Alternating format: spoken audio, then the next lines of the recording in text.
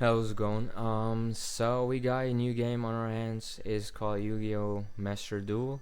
And since I'm a pretty big fan of Yu-Gi-Oh! Actually, or I used to be at least, I want to check it out.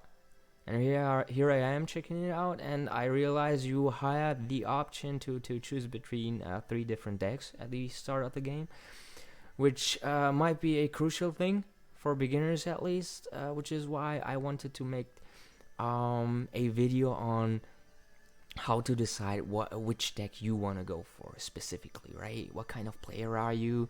What kind of things do you want to do in this game? How flashy you want to play? How effectively you want to play? All right, so let's look right into it. The first one is called Power of the Dragon. As you can see, is based on the Blue Eyes White Dragon, right? One of the most iconic monsters in Yu-Gi-Oh history. Kaiba's lapdog, pretty much, right? And is based on a bunch of normal monsters, as you can see. This guy, for example, easily summonable, and being able to deal decent amounts of damage. On top of that, Divine Dragon Ragnarok for some like fusion utility, and obviously the Blue Eyes White Dragon to wipe enemy floor, pretty much, right? And aside from the Blue Eyes White Dragon, which is rather easily summonable in this kind of deck, right? With the Lord of D and with the Flute, for example, you will want to focus on summoning your fusion monsters, which are also pretty damn strong in this game, right? It's pretty basic, but still very strong at the same time. If you get this guy on the field, you can easily summon even more dragon monsters every turn, and once you do so, you can go into this big guy, right? Also, one of the most iconic monsters in Yu-Gi-Oh history. 5k, 5k, 12 stars, totally maxed out in any sense possible, and in battle is not destroyable except for in fights against light units. Imagine that. On top of that, you have a bunch of like generic utility cards in this deck. For example, Rush Recklessly, very good like quick play spell card for beginners especially, right? Once the enemy attacks into your your monster can, for example, get a boost of 7 attack, more or less using this card as a trap card in that sense. Or is your turn and you want to go actively about it, you boost your monster up and go into the offense, pretty much, right? That's why quick play spells in this game are so damn strong. The utility they provide are just almost unmatched. Another very nice generic trap card, which can be used in any kind of deck, right? Destroying enemy monsters for a certain cost, obviously. I like that, because you will have to know when to use it, but once you use it correctly, it can be extremely overwhelming. Alright, this is pretty much the first deck, Power of the Dragon, based on our or your good old Yu-Gi-Oh, right? Kaiba, Yugi, Joey, in the first few seasons of the series. A bunch of people should have watched that and should still remember that. If you want to go for plays like those, this might be the deck for you, definitely. So as you can see, this one was themed on or based on older generations of Yu-Gi-Oh! Then we get over to the Synchro deck. Synchro of Unity is called, and is, as the name says, like based on synchro summoning. If you don't know what synchro summoning is, you need a tuner on the field, which this guy, for example, is. And then you need to add up to a certain level of stars. If you get this guy on the field and this guy, you can synchro summon a 5-star synchro monster, like this guy, for example, right? As easy as that. Might sound annoying to get a bunch of like different monsters on the field in order to synchro summon in the first place, but this game or this deck is totally built around easily summoning additional monsters, right? And then going into your synchros.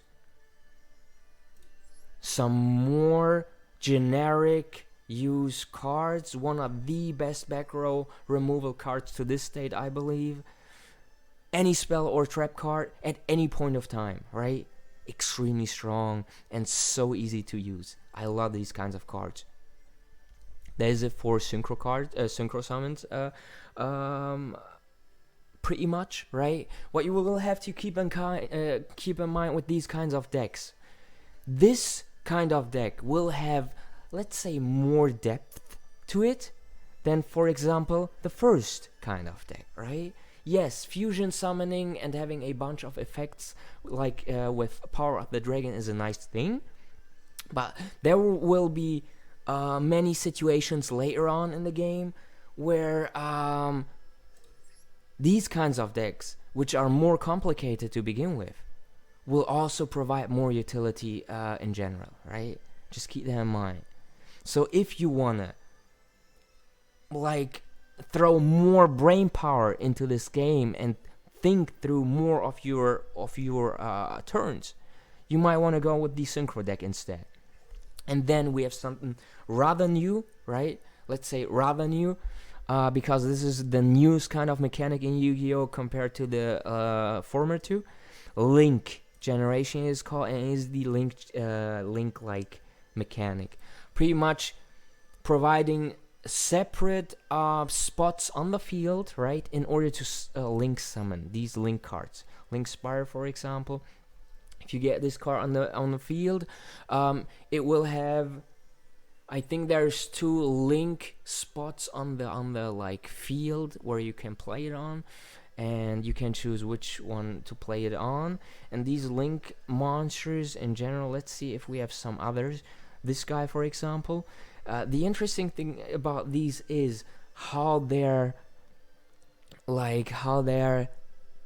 effects work. This guy does not have an effect, but let's look at this guy, for example, right? As you can see, there's markers and red arrows on the sides of these cards, and the points in the directions into which this guy points, for example, will be the monsters which are affected through its effect. Yes, it sounds complicated and annoying and a pain in the ass. It might be for some while as well. But once you add the grip out as well,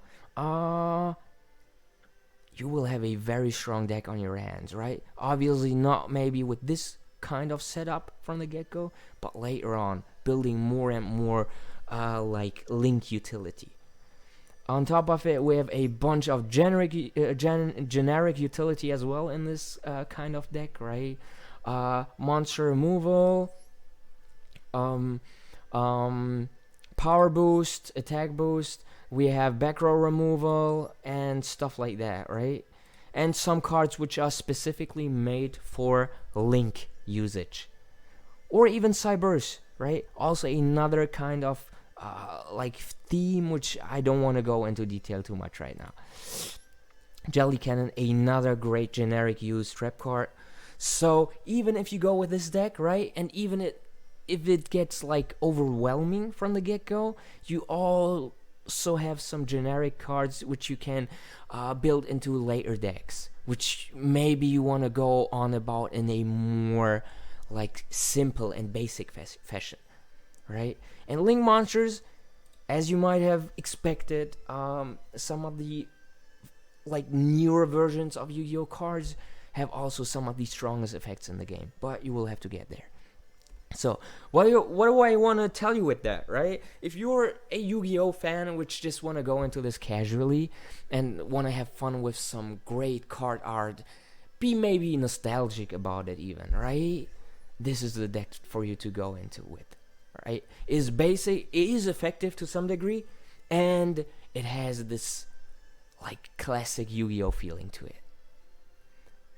If you want to dig deeper into what Yu-Gi-Oh has become over time, right? And if you want to like create more and more in-depth combos of summoning certain units, and those units will be extremely strong, believe that, right? Synchro of Unity might be the pick for you, definitely. And if you want to tap onto a completely new field of Yu-Gi-Oh, right? And also have your very specific way of handling effects with these link monsters, right? Because I said their position is instrumental to how they are used, which is a pretty cool extra like layer of thinking and playing. Then link generation might be the pick for you, right? New monsters, you don't have that nostalgic feeling to it because those new designs are something else, right? Whether you like it or not is your thing, but you will have not the great old designs which Power of the Dragon, for example, provides. But you will have a bunch of new doors being opened in terms of game mechanics, right? You choose what fits best for you, but at the end of the day, let me tell you, do not worry too much when choosing, because as you can see above, you can also acquire the decks you did not select by completing missions. So yeah, this is just for you to take the first step into the game. Choose accordingly, but do not worry too much, because you can obtain all of the cards and the decks at a later stage as well. I hope this was helpful to you to some degree, right? If you liked it, if you want to see like more of it, right? I just started this game. I'm pretty hyped for it, and I want to pump out some more content. Then feel free to like sub to ask maybe in the comments and like as well if possible, right? To support me. I would really appreciate that. And with that, I am out of this bitch. Thanks for watching.